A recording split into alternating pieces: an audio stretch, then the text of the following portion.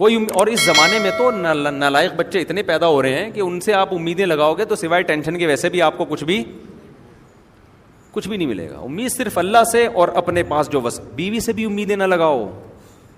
بعض لوگ کم بخت بیوی سے امیدیں لگا کے میں نے اس سے اتنا اچھا سلوک کیا تو شاید اس کو جب ابا کی طرف سے وراثت ملے گی تو آدھی کسے دے دے گی؟ مجھے دے دے گی.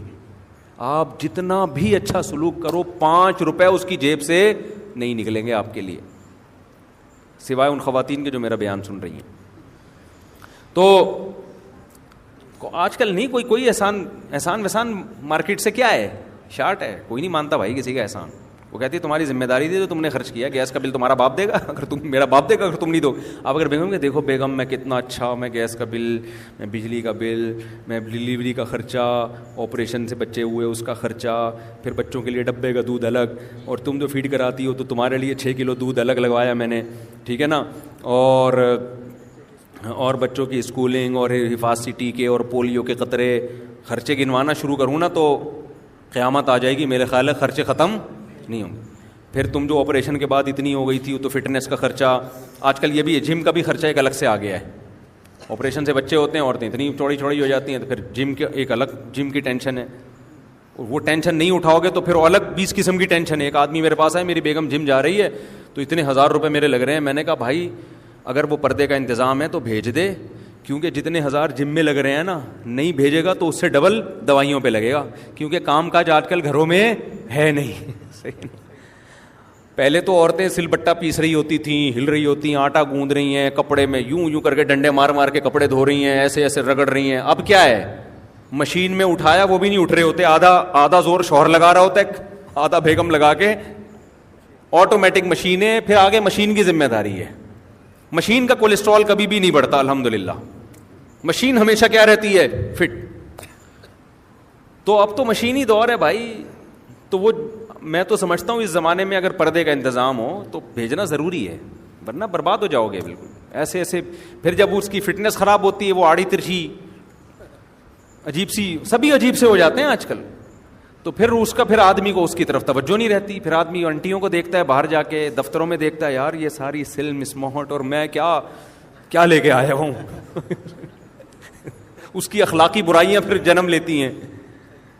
یہ سب ہو رہا ہے تو بہتر نہیں ہے یار. اب یہ تو نیچر سے تھوڑی کوئی لڑ سکتے ہو. فطرت یہ کہتی ہے کہ ایکسرسائز ضروری ہے. اب آپ جتنا بھی دین پہ عمل کر لو, فطرت کبھی بھی چینج نہیں ہوگی. تو فزیکل فٹنس کے لیے ایکسرسائز کرنی پڑے گی. کچھ بھی پہلے عورتیں کرتی تھیں, اب نہیں کرتی. یعنی پہلے تو گھر کے کام کاج میں اتنا ہو جاتا تھا, اب تو نہیں ہو رہا ہے نا. اب تو بچوں کو پیمپر جو ہے نا, وہ 24 گھنٹے پیمپر نے اس کا. ہماری مائیں تو ہمیں لے کے بیٹھی رہتی تھی واش روم میں کہ بھئی پیشاب ہوگا تو ہم بچے کو سلائیں گے. ہمیں تو پرانا زمانہ یاد ہے اپنا. آج کل تو کوئی ٹینشن نہیں ہے بھائی, پیمپر لگاؤ, وہ ساری جراثیم اور جتنی بھی جو کچھ سیوریج کا پورا سسٹم اس کے اندر آٹومیٹک لگا ہوا ہے, ٹھیک ہے نا. وہ بھر جائے تو اٹھا کے پھینکو, دوسرا فٹ کر دو. تو یہ کوئی وہ نہیں ہے. اس لیے جب آج کل خواتین جب کہتی ہیں نا ایکچولی کام بہت ہے, تو مجھے اتنی ہنسی آتی ہے کہ یار اس سے بڑا لطیفہ میں نے دنیا میں سنا نہیں. جب کوئی خاتون فون کر کے بتا رہی ہوتی نا ایکچولی میں بزی بہت ہوں, ایکچولی اتنے کام ہیں, میں اتنا ہنس رہا ہوتا ہوں, برداشت بھی کر رہا ہوں, کیونکہ میں فون پہ ہنس جاؤں تو پھر غصہ کریں گی نا کہ یار اتنی ڈھٹائی کے ساتھ جھوٹ بولتے ہوئے شرم نہیں آتی یار. کام کہاں ہے آج کل, کس کے کدھر کام ہے یار آج کل, اللہ سوائے ان خواتین کے جو بیان سن رہی ہیں, وہ بہرحال وہ ان کے بہت سارے کام ہیں. وہ پھر غصہ ہوتی ہے, کمنٹس میں اتنی گالیاں پڑتی ہیں نا مجھے نیچے کے, میں کیا بتاؤں. کام ہے ہی نہیں بھائی آج کل گھروں میں, تو ماسیاں کر رہی ہیں سارے کام. آ کے متوسط گھرانے کے لوگوں نے بھی ماسیاں رکھی ہوئی ہیں. تو غریبوں کے گھروں میں ہوتا ہوگا, کام وام بہت ہوتے ہیں, تھوڑی سی واکنگ ہوتی ہے خواتین کی, وہ بھی ڈاکٹر نے کہا ہوتا ہے پارک کے ایک چکر, تو وہ چکر بھی جا کے دیکھ لو نا. آدمی کہتا ہے بھائی ایسے 100 چکر لگانے سے بھی کچھ حاصل, ایسے وہ باتیں کرتے ہوئے جا رہی ہوتی ہے پارک میں آرام سے. وہ بھی جٹھانیوں کی غیبتیں, ساسوں کی غیبتیں, اور کچھ وہی سارا, وہ بھی نیگیٹو زیادہ تر باتیں ہو رہی ہوتی ہیں. اس میں کولیسٹرول کم ہونے کے بجائے کیا ہوتا ہے, جب آپ نیگیٹو باتیں کرتے ہو نا تو ڈپریشن سے کولیسٹرول بڑھتا ہے, کم نہیں ہوتا. خیر بار بار کہہ رہا ہوں, وہ خواتین جو بیان نہیں سن رہی ان کی بات کر رہا ہوں میں. تو اب میں بھائی ایک بات جلدی سے، بات کو بہت لمبی ایران تران بہت ہو گیا، میں عرض کر رہا ہوں کہ آپ اپنے بچوں کو پالو، ان سے کوئی مالی امیدیں مت، بچوں کے فیوچر کی فکر کرو. میں اپنے بچے کو بنتا ہوا دیکھنا چاہتا ہوں، کیونکہ اللہ نے مجھے یہ امانت دی ہے، میں اس امانت کو ضائع نہیں کروں گا. لہذا بچہ اپنا فیوچر سمجھتا ہے عالم بننے میں، عالم بنا دو، کوئی بات نہیں بیٹا، ہم نے تم سے، کیونکہ عالم بناتے ہوئے سب سے بڑا ڈر یہ ہوتا ہے یہ کم وقت ہمیں کھلائے گا نہیں، مولوی بن جائے گا تو اس کی تو ارننگ نہیں ہوگی. بھائی بچے کا دل اگر عالم بننے کا کر رہا ہے تو بچے کو کیا بناؤ؟ مولوی، کیونکہ ہم نے بھائی اس سے ہم نے تو کوئی پیسہ کموانا ہے نہیں.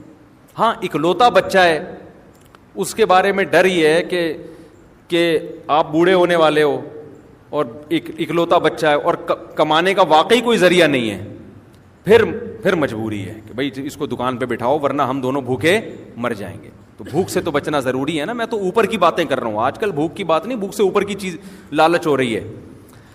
ایسے لوگوں کو تو میں خود مشورہ دے دیتا ہوں، آپ کا اکلوتا بیٹا ہے، اب آپ بوڑھے ہو رہے ہو اور کوئی کمانے والا نہیں ہے، تو اس کو مولوی بنا دیا تو 8 سال مدرسے میں پڑھے گا، پھر مسجدوں میں تنخواہیں بہت تھوڑی ہوتی ہیں، اپنا گھر چلائے گا، آپ کو چلائے گا. تو ان کو تو میں خود ہی مشورہ دیتا ہوں کہ بھائی اس کو کسی بزنس میں، کاروبار میں لگاؤ.